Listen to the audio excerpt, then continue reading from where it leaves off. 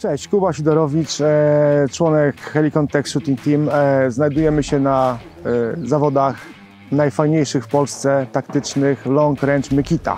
Zawody taktyczne charakteryzują się tym, że strzelamy z różnych wymuszonych postaw na różne dystanse, znane, nieznane. Zobaczymy, co sędziowie dla nas wymyślą. Przy wykorzystaniu karabinów snajperskich.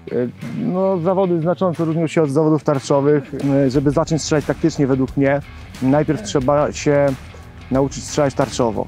Nauczyć się takiej podstawowej techniki strzeleckiej, zacząć strzelać tarczowo, żeby sobie opracować balistykę swojej broni. Na pewno trzeba dopieścić ten swój karabin o kilka różnych elementów, które pomogą strzelać taktycznie. Różnego rodzaju zaczepy tripodów, różnego rodzaju regulowane baki, stopki i tak dalej. Właściwa luneta do strzelania taktycznego, czyli przede wszystkim w pierwszym planie z odpowiednimi powiększeniami. I to jest najważniejsze, ale na początek naprawdę zalecam strzelanie tarczowe w celu ogarnięcia balistyki swojej amunicji, swojego karabinu. Następnie udałbym się na jakiś dobry, sensowny kurs strzelania taktycznego, czyli tak naprawdę pracy w wymuszonych postawach na różnych dystansach.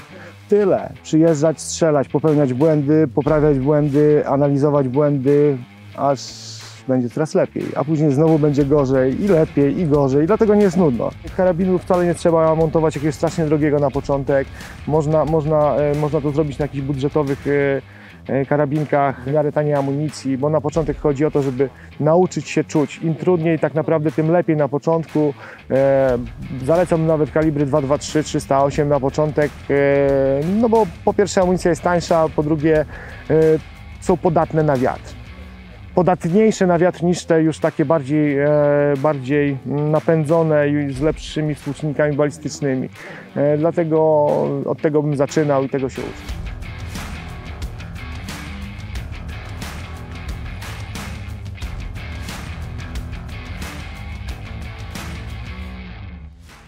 Luneta czy karabin? Najlepiej, żeby cały system był super, ale kiedyś mi taki dobry kolega powiedział, że kup taką lunetę, na jaką cię stać. Czyli dobre szkło przejdzie na następny karabin, bo tu się kiedyś skończy lufa, bo może wyjdzie lepszy model, może inny chwyt, może coś tam tutaj pozmieniamy, może przejdę na inny kaliber, a dobra luneta zawsze zostanie, więc ona będzie szła dalej. Ale nie można powiedzieć, co jest ważniejsze, czy luneta, czy karabin. To jest system.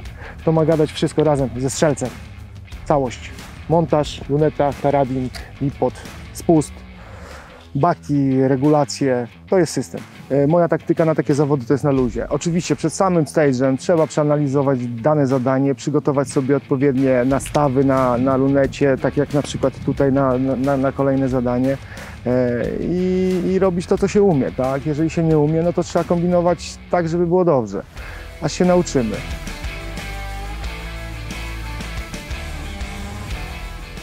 Paweł Garlak, Helicon Tech Shooting Team.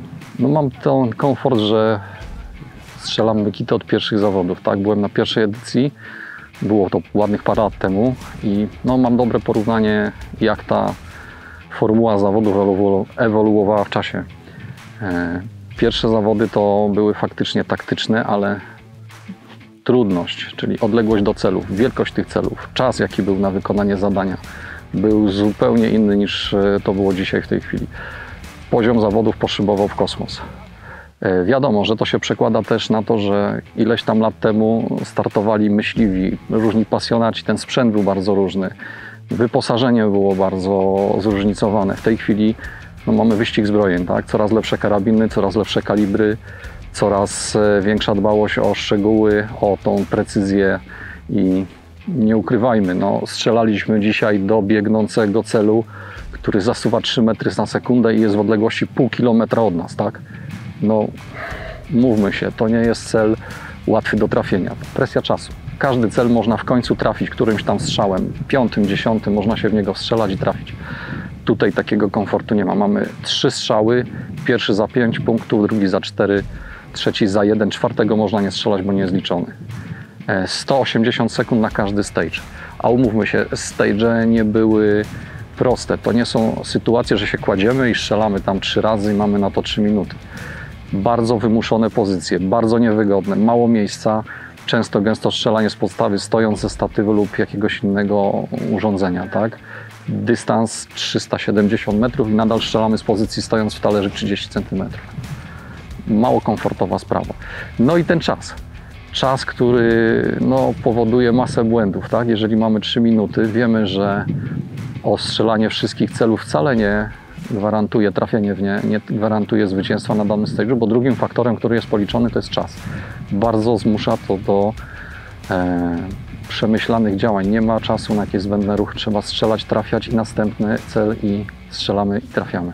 Z takich bardzo trudnych stage'y to cel strzelaliśmy przez takie bardzo wąskie szczeliny, które są na nietypowych wysokościach. One nigdy nie pasują do postawy, stojąc, to klęcząc lub doleżąc. Zawsze jest za wysoko lub za nisko.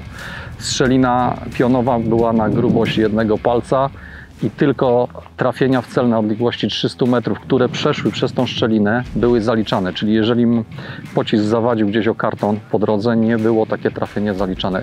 Jeden z trudniejszych stage'ów. Podobał mi się też stage z samochodem. Bardzo realna sytuacja, tak? Rączki na kierownicy, jedziemy i nagle mamy złapać za karabin, ostrzelać po prawej stronie samochodu najpierw przez okno, potem przejście na pakę tego samochodu, cele, które są w odległości około 300 kilkudziesięciu metrów. Bardzo realna sytuacja. Pozycja mocno wymuszona, bo umówmy się, ten samochód nie miał w środku zbyt dużo miejsca. Przy długich karabinach, przy dwójnogach zamocowanych do takiego karabinu i optyce, która jednak wymusza dosyć precyzyjne ułożenie się na kolbie karabinu, nie był to zbyt prosty stage do wykonania. Na tych zawodach, co jest ewenementem w porównaniu z tego, co pamiętam do tej pory, tylko 2 albo 3 razy strzelałem z maksymalnego powiększenia. Wszystkie pozostałe stage'e były na tyle dynamiczne, na tyle trudne, jeżeli chodzi o to, jak znaleźć ten cel na polu, że powiększenie 15-20 maksimum było wystarczające do tego, żeby po prostu oddać strzał. I tutaj ukłony w stronę organizatora. Naprawdę taktyczne strzelanie. Nie tak, że wszystkie cele w rządku przed sobą, na wprost. Cel trzeba było znaleźć, zidentyfikować. To nie było tak, że strzelamy sobie po prostu jak na strzelnicy. Typowe pole walki. Co poradzić komuś, kto dopiero zaczyna taką przygodę? Na pewno nie mieć kompleksów. Jak najwięcej strzelać. Jak najwięcej strzelać na długie dystanse. To się różni diametralnie od strzelania na bliskich odległościach. I kolejna sprawa, jeździć na takie zawody właśnie jak te. Wiadomo, że takich zawodów podczas pierwszej wizyty może nie wygracie, ale zbierzecie na pewno masę ciekawych doświadczeń.